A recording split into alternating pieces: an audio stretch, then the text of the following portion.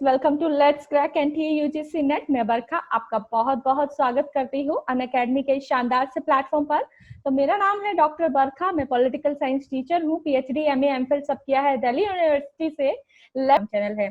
तो आज है हमारे साथ राहुल पासवान जी, जो है गोल्ड मेडलिस्ट और यूनिवर्सिटी टॉपर, और ये अपने कुछ एक्सपीरियंस बताएंगे एनटीए यूजीसी नेट एग्जाम की तैयारी करते हुए। इनके सामने क्या क्या प्रॉब्लम्स आई, क्या क्या इन्होंने किस तरह से एग्जाम को क्लियर किया, वही सब हम इनके साथ बात करने के लिए आज यहाँ पर आए हैं। तो चलिए राहुल जी, आप अपने बारे में कुछ बताइए। स्टार्ट। नमस्कार मैम। हाय फ्रेंड्स, मेरा नाम राहुल पासवान है।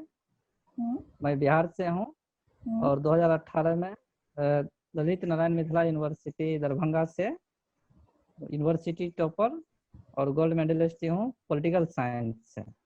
ओके। आपने यूजीसी नेट का एग्जाम कब दिया और कितनी बारी दिया?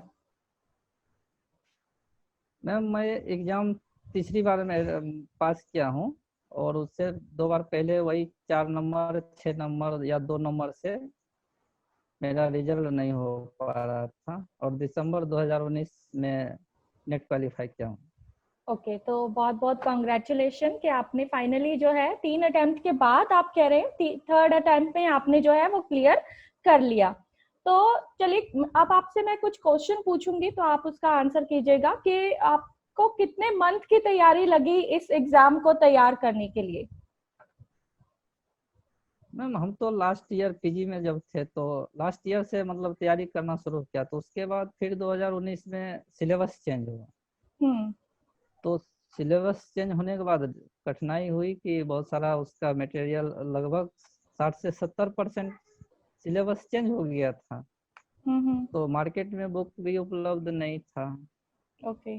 और खास करके बिहार में बुक मिलता भी नहीं है मार्केट में। ओके। प्रॉब्लम हुआ, उसके बाद फिर ऑनलाइन के माध्यम से तैयारी तो किए नए सिलेबस को और तैयार करने में दिसंबर नए सिलेबस को तैयार करने में आपको कितना समय लगा? मतलब नए सिलेबस के अकॉर्डिंग पढ़ने में, क्योंकि पहले आप पुराने सिलेबस के अकॉर्डिंग पढ़ रहे होंगे, तो एकदम से जब स्विच हुआ तो फिर आपको कितना टाइम लगा और कहाँ से आपने मटेरियल लिया?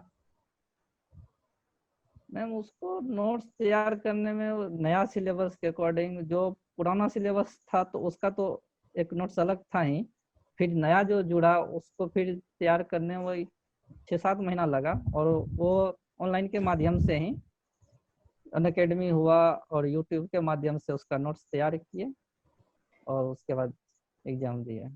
ठीक है, अब चलिए मुझे बताइए कि जैसे हमारी 10 यूनिट होती है पॉलिटिकल साइंस में और 10 ही यूनिट होती है रिसर्च वाले पेपर में भी, पेपर 1 पेपर 2 में। तो हमें पॉलिटिकल साइंस की जब हम तैयारी करते हैं तो कितने यूनिट्स हमको तैयार करके रहना चाहिए? कितना यूनिट मतलब ऐसे ही हमें पूरा पक्के से तैयार होनी चाहिए जिससे हम जो है नेट का एग्जाम क्लियर कर पाए? मेरे हिसाब से अगर देखा जाए तो 7-8 यूनिट अगर ऑलरेडी मतलब पूरा कवर कर लेते हैं तो एग्जाम आसानी से निकाल सकते। 2-3 यूनिट है जो कि करंट से इशू है, वो तुक्का भी मार के निकाल सकते हैं, लेकिन 7 यूनिट और फर्स्ट प्राथमिकता जो वो पॉलिटिकल थ्योरी और थॉट को देना चाहिए। ओके, मतलब उसमें से फर्स्ट क्या और ज्यादा सेकंड, क्वेश्चन आते हैं? यस मैम, थ्योरी और थॉट से दोनों जगह से क्वेश्चन ज्यादा पूछते हैं, तो इसलिए कि कोई भी स्टूडेंट अगर तैयारी करना शुरू करे तो फर्स्ट और सेकंड थ्योरी और थॉट को जितना हो सके उसको अच्छा से तैयारी करे। और उसके बाद जो है उसका पब्लिक एडमिनिस्ट्रेशन को चौथा नंबर पे रखें और उसके बाद इंटरनेशनल पॉलिटिक्स को रखें। और इंडियन गवर्नमेंट है तो वो एक बार पढ़ेंगे तो वो अधिकतर ध्यान रहता है, याद रहता है। जी, और इंटरनेशनल सब है कि कुछ करंट इशू होता रहता है, तो इंडियन गवर्नमेंट एंड पॉलिटिक्स को लास्ट में पढ़े हैं। ठीक है। उसको ज्यादा अच्छा, रिवाइज करने की जरूरत भी नहीं, एक बार पढ़े तो उसमें बहुत याद रहता है। और थियोरी और थॉट को ज्यादातर देखें जितना हो सके। ओके। तो अनअकैडमी से आप कैसे जुड़े हैं तैयारी के लिए? जब आपने अनअकैडमी से मेरे दोस्त बोलिए बोलिए। अनअकैडमी के बारे में नहीं जानते थे। मेरे दोस्त एक दिल्ली से ही DU से पढ़ के आए हुए थे यूनिवर्सिटी में, ओके। तो वही बताए थे कि अगर जो सिलेबस नहीं है तो अनअकैडमी ज्वाइन करो या यूट्यूब पे पढ़ो। तो ओके। मेरे पास पहले सिंपल सेट था, तो उसके बाद नया मोबाइल लिए तो तब पढ़ना शुरू किया। उससे आपने तैयारी शुरू करी। तो अभी आप जब से अनअकैडमी के साथ जुड़े हैं तो आपको क्या जी। इम्प्रूवमेंट आई है अपनी स्टडी में? कैसे मतलब आपको लगता है कि आपका नेट तो ऑलरेडी क्लियर हो ही चुका है, बेशक आपने जेआरएफ करने के लिए ही अनअकैडमी को ज्वाइन किया है, ठीक है, अनअकैडमी के प्लेटफॉर्म पर आप आए हैं, तो उसमें यस। आपको क्या हेल्प मिली है अनअकैडमी में जब से आप जुड़े हैं? क्या आपको लगता है कि यहाँ जुड़ने के बाद आप जो है जेआरएफ क्लियर कर पाएंगे? पहले जो नेट क्वालिफाई किया उसमें ज्यादातर मैं सेल्फ स्टडी किया हूँ। उसके ओके। बाद अनअकैडमी और यूट्यूब के चैनल के माध्यम से आपका जो क्लास देखे, और सभी टीचर अनअकैडमी पे ढेर सारा यूट्यूब पे हैं, तो वो मिक्सिंग पढ़ाते हैं। कहीं किसी यूनिट का एक चीज पढ़ा दिए या उसको जो उपलब्ध हुआ वो अच्छे से या जानते होंगे जी। तो उसको पढ़ा दिया, उसके अलावा और फिर मतलब जंप कर गए दूसरे यूनिट पे। हम्म। तो और आपका जो देखें तो वो आप सीरियली वाइज हर यूनिट का मतलब, वो जो एक यूनिट है तो उसको पूरा कंप्लीट जितना उसमें है तो वो पूरा करने के बाद आप दूसरे यूनिट पे जाते हैं और उससे आप जी। राय भी ले लेते हैं। तो इससे लगता है कि ये जेआरएफ हो जाएगी। जी। चलिए, थैंक यू। तो अब एक सवाल है कि क्या बिना कोचिंग के नेट हो सकता है? जैसे आपने जो है बिना कोचिंग के नेट क्लियर किया था, 2-3 अटेम्प्ट आपके लगे थे, तो क्या यस बिना मैम। कोचिंग के नेट कोई और बच्चा, नॉर्मल बच्चा भी, कोई भी हो, जैसे आप भी जब शुरू किया होगा तब आपको कुछ भी नहीं पता था, तो क्या क्या यस। प्रॉब्लम फेस होती है और क्या बिना कोचिंग के भी नेट हो सकता है या नहीं, तो ये हम आपसे जानना चाहेंगे। बिना कोचिंग का नेट पास कर सकते हैं तो उसके लिए आप विद्यार्थी को बुक जितना सिलेबस के अकॉर्डिंग बुक होनी चाहिए। हम्म। अगर बुक नहीं है तो उससे संभव नहीं है, तो फिर कोचिंग के शरण में जाना ही होगा। हाँ। और कोचिंग के माध्यम से जो भी टीचर होते हैं वो सिलेबस के अकॉर्डिंग पढ़ाते हैं, क्या आएंगे क्या नहीं आएंगे वो बताते हैं। तो और एक अपने अच्छी। से क्या होता है, हम्म। अपने से क्या होता है कि बुक ढेर सारा बुक खरीद लिए पढ़ते हम्म। रहे और मोटा मोटा बुक आता है, क्या पढ़े क्या नहीं पढ़े, उससे उसका सही तरीके उसको बहुत लंबा टाइम लग जाएगा पास करने में, हाँ जी। समझने में। हाँ, बिल्कुल सही कह रहे हैं ये राहुल जी, कि अगर देखिए, अगर आप खुद से पढ़ते हैं तो आपको चीजों को समझने में ज्यादा टाइम लगता है, और जब एक गाइडेंस मिल जाती जी। है तो उन्हीं चीजों को आप जल्दी समझ लेते हैं। जो एग्जाम आपका 3-4 अटेम्प्ट के बाद क्लियर होने वाला है, एक अच्छी गाइडेंस से आपका वो अटेम्प्ट फर्स्ट अटेम्प्ट में ही, आपका वो एग्जाम फर्स्ट अटेम्प्ट में ही क्लियर हो सकता है। जी, बिल्कुल सही कह रहे हैं ना हम।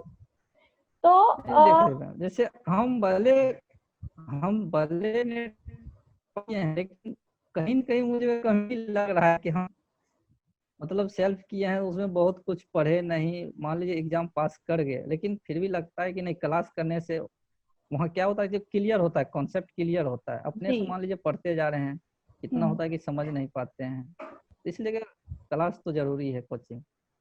जी। तो आप कोचिंग से होता है कि वो जल्दी अचीव कर सकते हैं, नेट पास कर सकते हैं, जेआरएफ पास कर सकते हैं। जी, तो क्या लगता है आपको अनअकैडमी का प्लेटफॉर्म बेस्ट रहेगा सभी स्टूडेंट्स के लिए, जेआरएफ के लिए? Yes ma'am.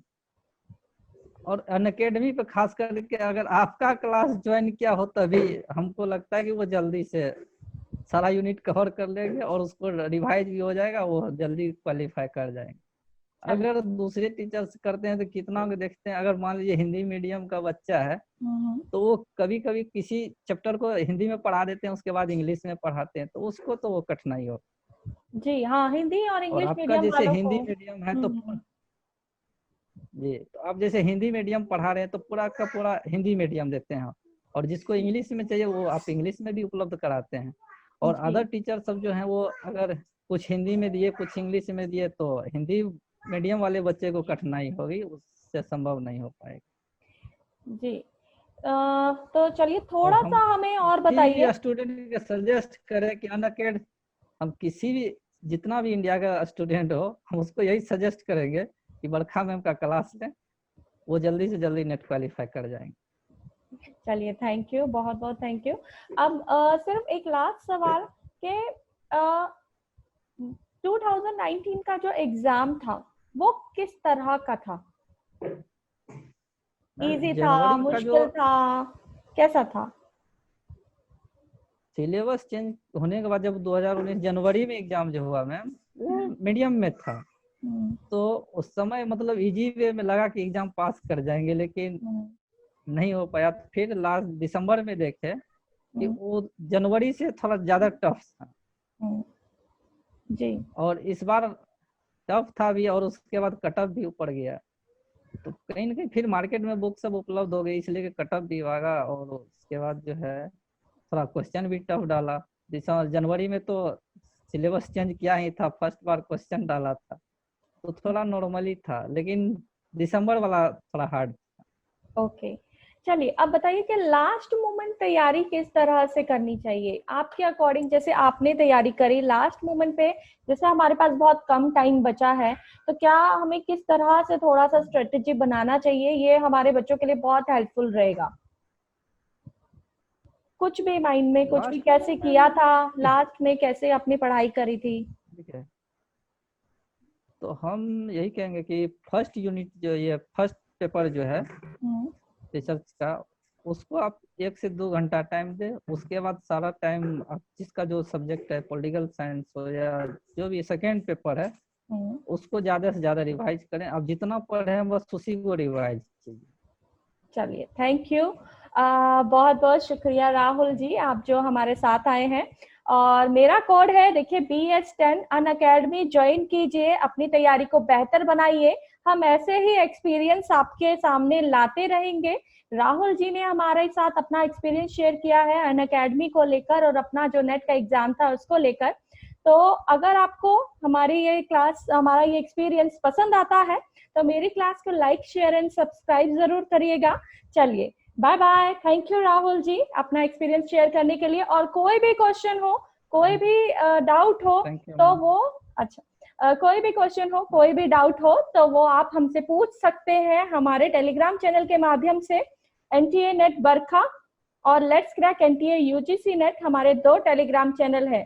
Okay, bye bye.